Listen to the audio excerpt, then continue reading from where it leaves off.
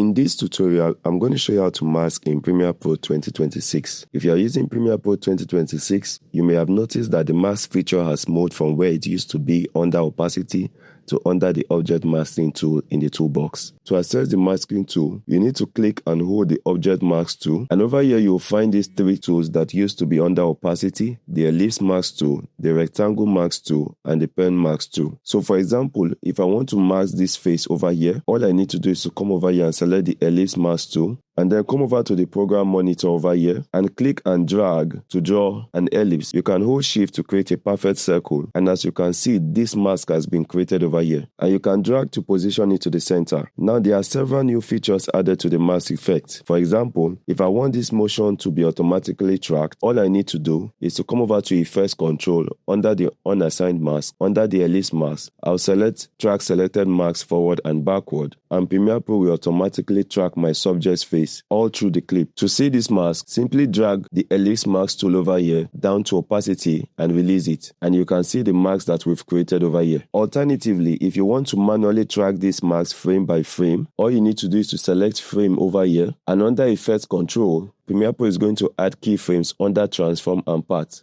Now you can move your playhead and continue to adjust this tracker over here to add more keyframes to your liking. Once completed, go over to Effects Control, select the ellipse mask and drag it down to opacity, and as you can see once more, this mask has been added to this face all through.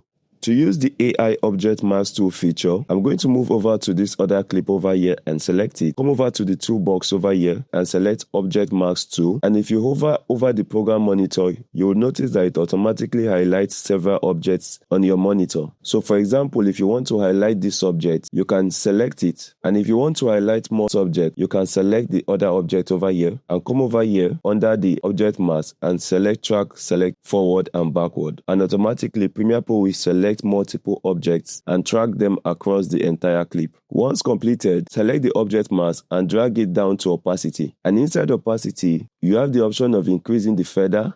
You can adjust the blend mode and adjust the opacity. And that's it guys on how to mask in Premiere Pro 2026.